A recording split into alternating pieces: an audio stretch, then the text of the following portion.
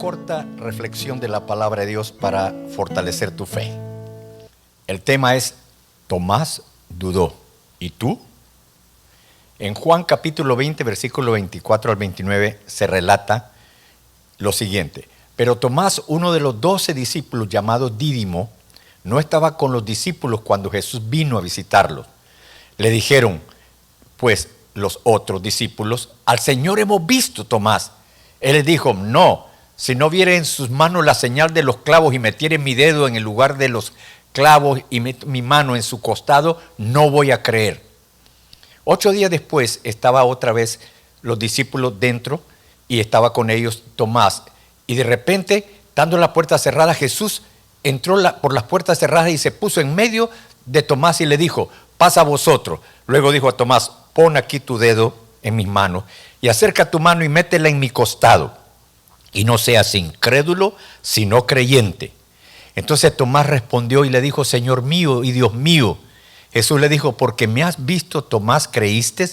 Dichosos, bienaventurados, felices los que no vieron y creyeron.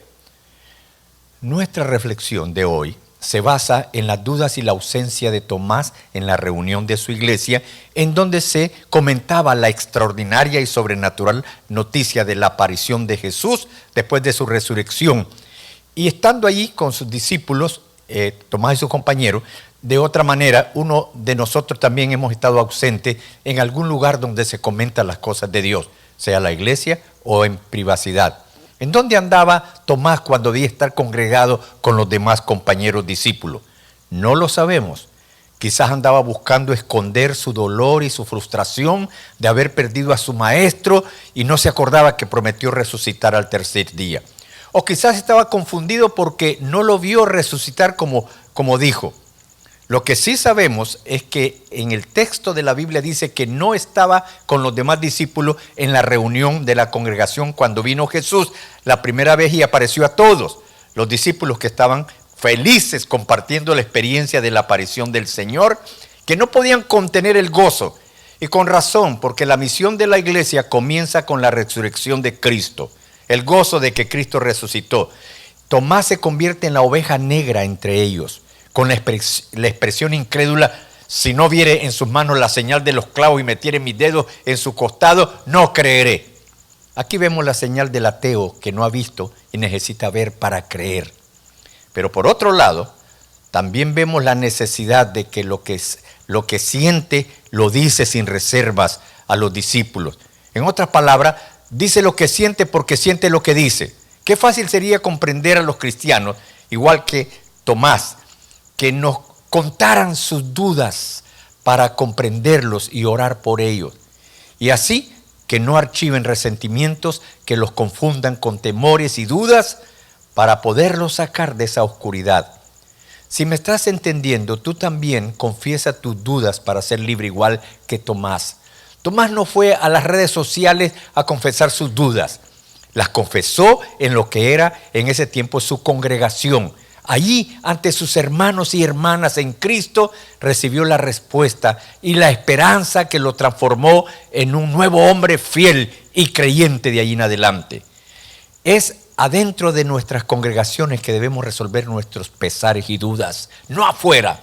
Son muchos los cristianos que huyen de sus iglesias en sus crisis personales o con otras personas y se van a contarles sus temores, sus preocupaciones a otros lados, a los que no entienden la congregación donde Dios los puso para que su fe creciera. Realísticamente hablando, la congregación es el lugar del cristiano, es la clínica de su alma, donde aparecerá el Señor para levantar la fe de esa persona, liberarlo de sus complicaciones. En el dolor o en el gozo, tu fortaleza siempre tiene que ser Dios. Y escucha, cuando la desesperanza, la duda y la falta de madurez nos muerda, es cuando más urgentemente debemos correr a la iglesia para confesar nuestros pesares e incomodidades. Y en el texto leímos que dice que Tomás insistió con no creeré. Y aquí está el peligro de que la vida se nos convierta en un sistema negativo de dudas que desintegra la esperanza espiritual de ser bendecidos por Dios. En el libro de Hebreos 11:6 dice la Biblia: Dice, sin fe es imposible agradar a Dios, porque el que se acerca a Dios debe creer que le hay, porque Él es premiador de los que le buscan. Creer es comprometerse. El hombre que dice creo está comprometiendo su voluntad y su conciencia. No creer es vivir sin compromisos y hacer nuestra vida vacía y sin valores. La vida desfigura, pero la fe te acerca a Dios y Él te da sentido y propósitos para ser guiado y victorioso en todos tus alcances en esta vida.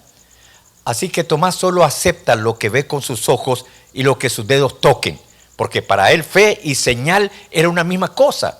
Jesús había hecho la promesa que lo iba a haber resucitado después de su muerte por nuestros pecados.